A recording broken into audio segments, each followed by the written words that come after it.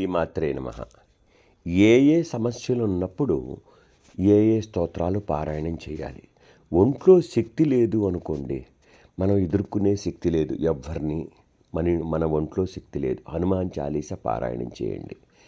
సంతానం సమస్యలుంటే గోపాల సహస్రనామ స్తోత్రం పారాయణం చేయండి.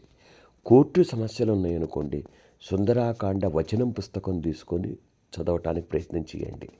ముఖ్యంగా ఆర్థిక సమస్యలు, రుణ సమస్యలు, ధన సమస్యలు ఉంటే ప్రతిరోజు కనకతార స్తోత్రం పారాయణం చేయండి. మనం సరియైన దారిలో వెళ్ళట్లేదు, మనం దారి తప్పిపోయాము, మనం ఖచ్చితమైన దారిలో వెళ్ళాలి, మనకి మార్గదర్శనం కావాలి అంటే విష్ణు సహస్రనామం పారాయణం చేయండి. ముఖ్యంగా ఆరోగ్య సమస్యలు ఎక్కువగా ఉన్నాయి అంటే కనుక దుర్గా సప్తసప్తిని పారాయణం చేయడానికి ప్రయత్నం చేయండి. మనసు అశాంతిగా ఉందండి అంటే గనక శివాష్టకం పారాయణం చేయండి. సమాజంలో మనకు అనుకున్నంత గౌరవం, కీర్తి లభించటం లేదని బాధపడుతుంటే ఆదిత్య హృదయం పారాయణం చేయండి.